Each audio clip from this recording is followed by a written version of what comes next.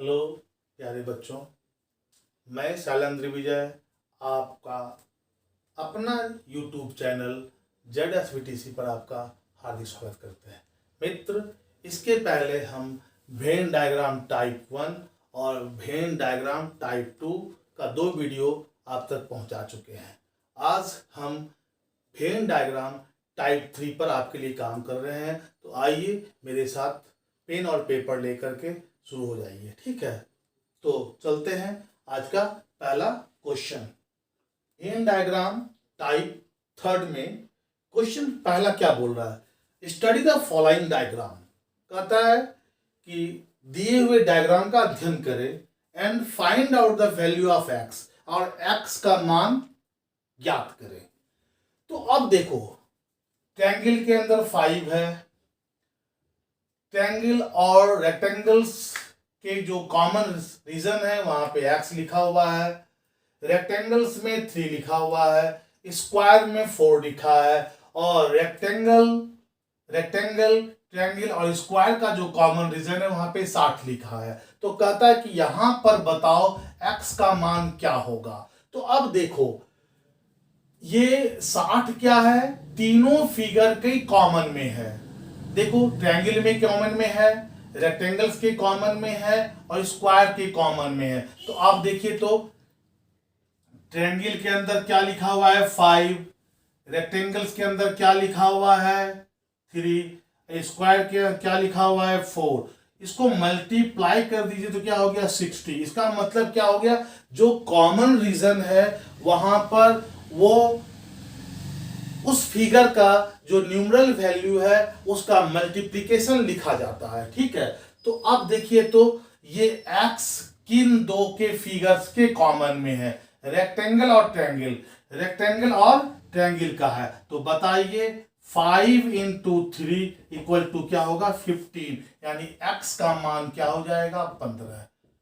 Clear मित्र, अभी तक इस तरह के क्वेश्चंस आपके लोअर एग्जाम्स में नहीं पूछा गया है, लेकिन मैं ये वीडियो आप तक पहुंचा इसलिए रहा हूं कि आगे आने वाले एग्जाम्स में इस तरह के क्वेश्चंस पूछे जा सकते हैं। और यदि आप इसको फर्स्ट टाइम एग्जाम हॉल में देखेंगे तो ये आपके समय को बर्बाद करेगा। हो सकता है कि काफी समय लगने के बाद बने, या फिर आप इस क्वेश्चन को स्किप करके निकल जाइएगा। तो यदि आपका पहले से ये क्वेश्चन देखा हुआ रहेगा तो आप एग्जाम हॉल में इसको विद इन ए सेकेंड आप बना दीजिएगा। ठीक है, तो वीडियो आप तक पहुंचाने का मकसद यही है कि ऐसे टाइप के क्वेश्चंस भी वेन डायग्राम में होते हैं। ठीक है, तो पहला क्वेश्चन आ गया समझ में। चलते हैं आप दूसरे क्वेश्चन पे। देखिए, question number 2 again, study the following diagram and find out the value of x and y. यहां पे 2 वेरिएबल एक्स एंड वाई के बारे में पूछ रहा है। फिर डायग्राम को देखिए। ठीक है, देखिए, तो सर्किल को 8 रिप्रेजेंट कर रहा है, रेक्टेंगल को 7 रिप्रेजेंट कर रहा है, और ट्रायंगल को 6 रिप्रेजेंट कर रहा है। अब देखिए, तो ये जो 56 है वो किसके किसके अंदर है, रेक्टेंगल और सर्किल के कॉमन रीजन का है।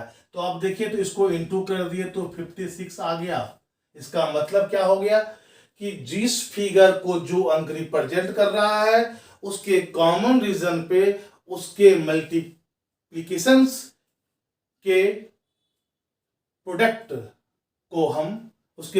को हम आंसर के रूप में लिखते हैं। क्लियर, तो बताइए x क्या है। x सर्किल के अंदर भी है, रेक्टेंगल के अंदर भी है, और ट्रायंगल के अंदर है, यानी ये तीनों कॉमन रीजन पे है। तो ये तीनों कॉमन रीजन को मल्टीप्लाई कर दीजिए, 8 into 7 into 6। ठीक है, देख लीजिए, तो क्या हो गया 56 गुना 6 यानी 336। किसका वैल्यू हो गया, y का वैल्यू। y का वैल्यू कहां हो गया, यहां पे ये देखिए x का है और ये y का है। y का है 336। 336 ये नहीं होगा और ये नहीं होगा, इस दोनों में से अभी कोई हो सकता है। आप देखिए x किसको रिप्रेजेंट कर रहा है, ट्रायंगल और रेक्टेंगल्स को। ट्रायंगल और रेक्टेंगल्स को कर रहा है। तो बताइए रेक्टेंगल्स को 7 और ट्रायंगल को 6, तो 7 छक 42। ये किसको करेगा? एक्स को। और 42 कहाँ है? ये खत्म हो गया और 42 यहाँ है, यानी क्या हो गया? x का value 42 and y equal to 336। ठीक है, ये न्यू पैटर्न बेस्ड क्वेश्चन है। ऐसे क्वेश्चंस आते हैं। यहाँ पर क्या होता है कि मैथमेटिकल ऑपरेशन करके डायग्राम्स के रीजन को रिप्रेजेंट किया जाता है। क्लियर? ठीक है, तो ये सेकंड नंबर क्वेश्चन था। अब चलते हैं क्वेश्चन नंबर 3 पर। क्वेश्चन नंबर 3 देखिए क्या कह रहा है। Again, study the following diagram and find out the value of x and y। ठीक है, अभी हम एक ही पैटर्न पे चल रहे हैं। पहले इसको समझ लीजिए, फिर इसके क्वेश्चंस और भी हम करवाएंगे आपको।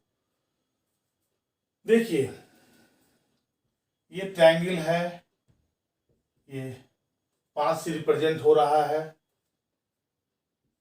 ये रेक्टेंगल है, ये 6 से रिप्रेजेंट हो रहा है। और ये सर्कल है, ये 7 से रिप्रेजेंट हो रहा है। और कह रहा है क्या? x और y का मान बताइए। ठीक है, तो आप देखिए पहले ये जो 210 है, ये ट्रायंगल, सर्कल और रेक्टेंगल तीनों के अंदर है। ठीक है, यानी तीनों के कॉमन रीजन को बता रहा है। तो देखो, तो तीनों को मल्टीप्लाई कर दिए, 210 आ गया। फिर यहां से लॉजिक निकल गया कि जो कॉमन रीजन है उसके फिगर्स के जो रिप्रेजेंटेटिव डिजिट है उसके मल्टीप्लिकेशंस को वो दर्शा रहा है। तो अब बताइए x किसके किसके बीच है भाई? x ट्रायंगल और सर्कल के कॉमन रीजन में है। तो भाई ट्रायंगल का क्या है? 5 है और सर्कल का क्या है? 7 है। 7 × 5 = 35। अब देखिए y कहाँ है? y सर्कल में है और रेक्टेंगल्स में है।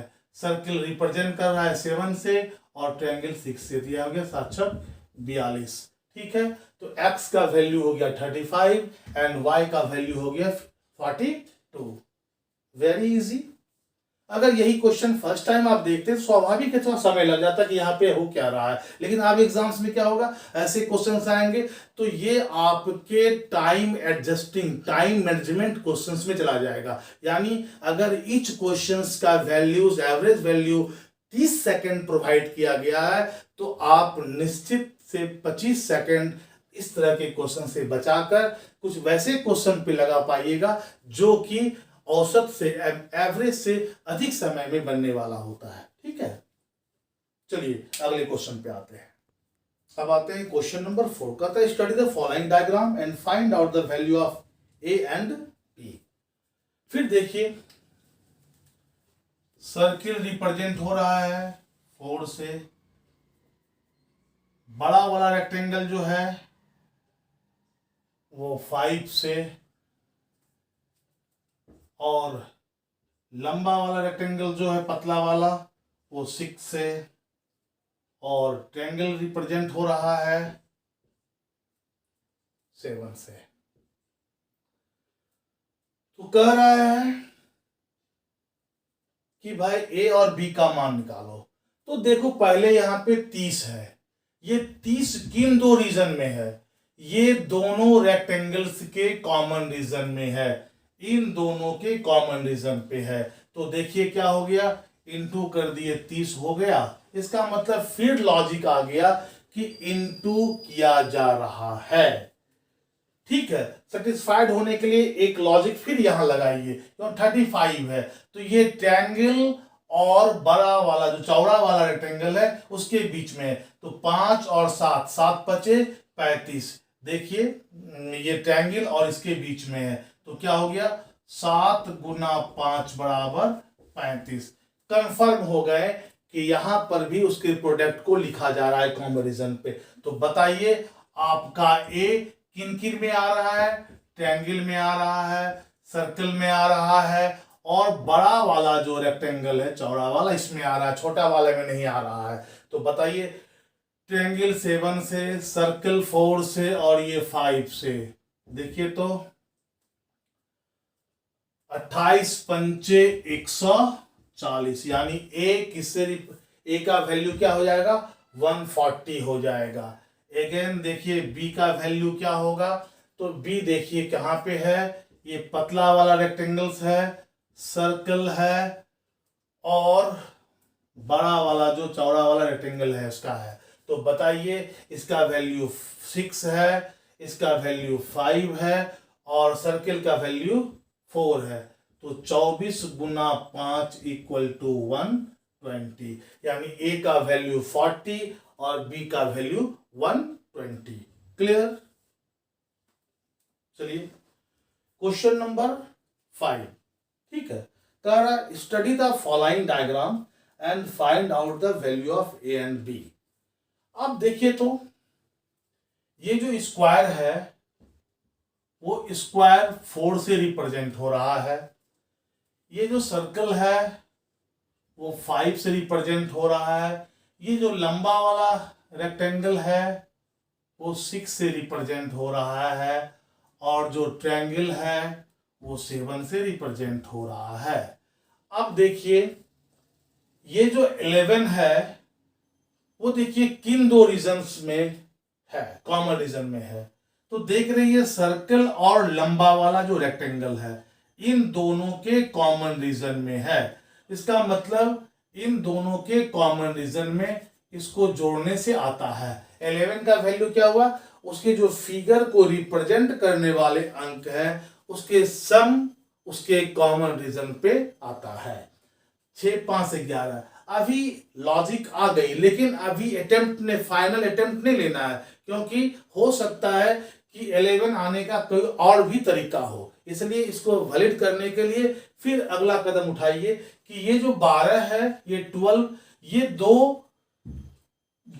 दो फिगर के कॉमन रीजन में है। किसमें है, ट्रायंगल में है और सर्किल में है। तो ट्रायंगल और सर्किल में देखिए तो कॉमन है, ये इसका 5 है, इसका 7 है, सम करने के बाद 12 आ गया। इसका मतलब अब वैलिड हो गया। अब हम ये कह सकते हैं कि जो हम लॉजिक हम सोच रहे थे वो वैलिड लॉजिक था। क्या लॉजिक था कि sum of digit of figure, sum of digit of figure वो कहां लिखा जाता है, उसके कॉमन रीजन में। तो अब हम देखते हैं कि हमारा ए, तो ए बताओ तो किन दो रीजन में है, ये स्क्वायर में भी है और सर्कल में भी है, ठीक है। और ए स्क्वायर में भी है, सर्कल में भी है और ट्रायंगल में भी है। तो देखिए कि स्क्वायर को 4 रिप्रेजेंट कर रहा है, सर्कल को 5 कर रहा है और ट्रायंगल को 7 कर रहा है। जोड़ दीजिए, क्या हुआ, 9 7 16, यानी ए का वैल्यू क्या हो गया 16 हो गया। ए का वैल्यू क्या हो गया 16। उसी प्रकार से देखिए बी क्या है, ट्रायंगल में भी है, सर्कल में भी है, लंबा वाला रेक्टेंगल में भी है और स्क्वायर में भी, यानी चारों फिगर के कॉमन रीजन में है। तो बताओ ट्रायंगल को 7, सर्किल को 5, लंबा वाला ट्रायंगल को 6 और स्क्वायर को 4।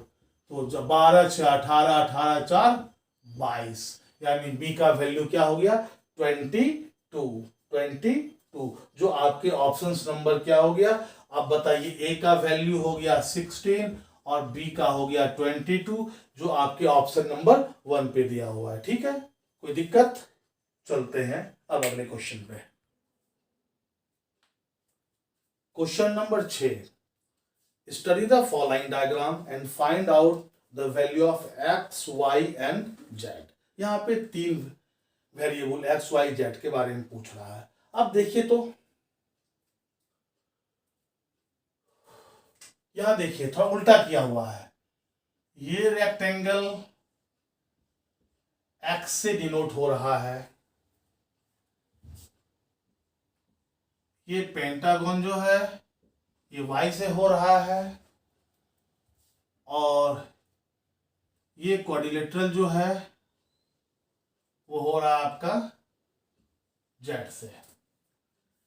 तो देखिए इस 10 को 10 हमारे दो रीजन में है कि कॉमन रीजन में, किसके किस में है, रेक्टेंगल में है और पेंटागन में है। इसका वैल्यू 10 है। क्लियर? अभी फिर ध्यान से सुनिएगा। 6 हमारा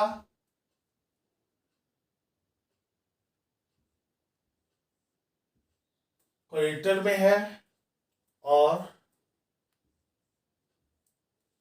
पेंटागन में है। ठीक है। 9 15 हमारा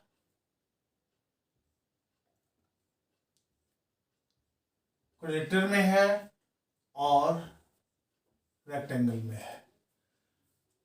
क्लियर? तो कह रहा है कि एक्स वाई जेड का वैल्यू बताइए। अब देखिए 10 और 15 का दो फैक्टर बताइए जो कॉमन फैक्टर है दोनों में। 5, इसका मतलब क्या हो गया, ये 5 और ये 5। अब इसका एक फैक्टर क्या बच गया, 3, तो यहां भी 3 डाल दीजिए। तो बताइए इसका एक फैक्टर और क्या बच गया, 2, इसका एक फैक्टर क्या बच गया, 2। देख लीजिए, वेरी इजी, वेरी इजी। तो अब बताइए x 5 denoted by 5, y 2 and z क्वाड्रेटर 3। तो x y z का वैल्यू पता चल गया। बिल्कुल, कोई दिक्कत कहीं पे? अभी तक देख रहे थे कि हमारे पास कांस्टेंट दिया हुआ था और वेरिएबल का मान निकालना था। अब यहां पे फिर वही बात है, कांस्टेंट दिया हुआ है, वेरिएबल का मान निकालना है। अभी तक क्या था, फिगर को कांस्टेंट रिप्रेजेंट कर रहा था और यहां पे फिगर को वेरिएबल रिप्रेजेंट कर रहा था। ठीक है, तो केवल एक ही चीज है, प्रोसेस इन्वर्स कर दिया है। ठीक है, तो ऐसे क्वेश्चंस पे आप प्रैक्टिस करेंगे। चलिए question number 7, again study the following questions and find out the value of x and y. Now here circle represent 2 से हो रहा है, स्क्वायर रिप्रेजेंट 4 से हो रहा है और ट्रायंगल रिप्रेजेंट हो रहा है 6 से। और कह रहा है कि देखो ये 56, देखो तो 56 किस किस से रिप्रेजेंट हो रहा है, ट्रायंगल से भी हो रहा है, स्क्वायर में भी है और ये सर्कल में भी है। क्लियर? तो देखो ये हो गया 6, ये 4 और ये 2। अगर सबों का स्क्वायर करके जोड़ते हैं तो क्या 56 आता है? 36 4 40 प्लस 16 56। इसका मतलब क्या हुआ, सम ऑफ स्क्वायर लिखा गया है। ठीक है, अब मुस्कुरा दीजिए। x देखिए, x आपका रिप्रेजेंट हो रहा है स्क्वायर से और उसके ट्रायंगल्स के कॉमन रीजन से। तो भाई स्क्वायर का वैल्यू 4 है और ट्रायंगल का 6 है, दोनों का स्क्वायर जोड़ दिए तो क्या हुआ, 36 16 प्लस 36 16 प्लस 36 यानी क्या हो गया 52, यानी x का वैल्यू हो गया 52। और देखिए y के बारे में देखिए, y हमारा क्या हो रहा है, सर्किल और स्क्वायर के कॉमन रीजन में है। तो सर्किल रिप्रेजेंट होता है 2 से और ये 4 से, 2 स्क्वायर और 4 स्क्वायर यानी क्या हो गया 4 प्लस 16 इक्वल टू 20। यानी x का वैल्यू आपका क्या हो गया, x का वैल्यू हो गया 52 एंड y का वैल्यू हो गया 20। क्लियर? कहीं पे कोई दिक्कत? चलिए चलिए आज का लास्ट क्वेश्चन है। ठीक है, क्वेश्चन नंबर 8। क्वेश्चन नंबर 8 क्या करा है देखिए, तो सर्कल रिप्रेजेंट हो रहा है 3 से, ट्रायंगल 5 से, स्क्वायर 1 से, और रेक्टेंगल क्या है 4 से रिप्रेजेंट हो रहा है। कह रहा है ए का मान बताइए। देखिए ए किस किस से हो रहा है, सर्कल से, रेक्टेंगल से और स्क्वायर से। तो सबसे पहला काम तो क्या करेंगे, जिससे रिप्रेजेंट हो रहा है उसको लिख देंगे। ठीक है, बी देखिए तो किससे हो रहा है, बी हो रहा है आपका स्क्वायर से और ट्रायंगल से। स्क्वायर हो गया 1 और ट्रायंगल हो गया 5। देखिए सी हो रहा है सर्कल से, ट्रायंगल से और रेक्टेंगल से। सर्कल हो गया 3, ट्रायंगल हो गया 5 और रेक्टेंगल हो गया 4 से। अब देखना है ये 81 जो है ये किस किस के रीजन में आ रहा है। देखो ट्रायंगल में आ रहा है, सर्कल में आ रहा है और स्क्वायर में आ रहा है। ठीक है, तो देखो ट्रायंगल रिप्रेजेंट हो रहा है 5 से, सर्कल 3 से और स्क्वायर किससे हो रहा है 1 से। देखिए तो 9 और 9 का स्क्वायर क्या हो गया 81। पकड़ में आ गया लॉजिक। ठीक है, एक लॉजिक और पकड़ते हैं। ये 25 देखिए तो रेक्टेंगल से और स्क्वायर से, बस 2 ही चीज से है। तो रेक्टेंगल का है 4, स्क्वायर का है 1 और 5। अब 5 का स्क्वायर 25। ये देखिए यहां से मेरा लॉजिक पकड़ में आ गया। अब हमको ए निकालना है तो क्या करेंगे, इस तीनों को जोड़ देंगे। 8 और 1 9, 9 का स्क्वायर 81, यानी ए का मान निकल गया हमारा। ए का वैल्यू हो गया 81। बी 5 + 1 6 का स्क्वायर 36, यानी बी का वैल्यू हो गया 36। और सी हो गया 5 + 3 + 4, ठीक है 12, और 12 का स्क्वायर हो गया 144, यानी सी हमारा हो गया 144। क्लियर। तो मेरे प्यारे बच्चों, आज हमने वेन डायग्राम का टाइप 3 आप तक इस वीडियो के माध्यम से और प्रत्यक्ष रूप से प्रत्यक्ष होकर हमने आप तक भेजा है। बच्चों, यदि आपको मेरी मेहनत अच्छी लग रही है और आगे भी इस प्रकार का वीडियो आप देखना चाहते हैं तो आप काइंडली मेरे चैनल को सब्सक्राइब कर लें। अगर आपको अच्छा लग रहा है तो अपने दोस्तों को भी बताएं। आप इस वीडियो को शेयर करें, अधिक से अधिक शेयर करें, ताकि अधिक से अधिक बच्चे इस वीडियो के साथ जुड़कर इसका लाभ उठा पाए। और आप अपना बेल बटन दबा दें ताकि आने वाले अगले वीडियो का नोटिफिकेशन आप तक जा सके। मित्र, जब हम आपके तरह थे, स्टूडेंट थे, तो मुझे ये सौभाग्य नहीं मिला था जो आज आपको मिल रहा है। आपको पढ़ाने के लिए पूरा हिंदुस्तान प्रत्यक्ष और अप्रत्यक्ष रूप से आ रहा है। आप बहुत भाग्यशाली हैं जो आप घर बैठे आप अपने एंड्रॉयड फ़ोन मोबाइल में यूट्यूब के माध्यम से पढ़ रहे हैं। हम लोग को कोसों दूर जाना पड़ता था पढ़ने के लिए। अतः इस मेहनत का सम्मान करें। अगर कोई शिक्षक आप तक अपना मेहनत भेज रहा है तो आप उसको अपना पारितोषिक कम से कम अपना लाइक बटन और शेयर करके और सब्सक्राइब करके अवश्य दें, ताकि ये टीचर के प्रति आपका थैंक्स होगा। बहुत बहुत धन्यवाद। फिर मिलते हैं अगले वीडियो में।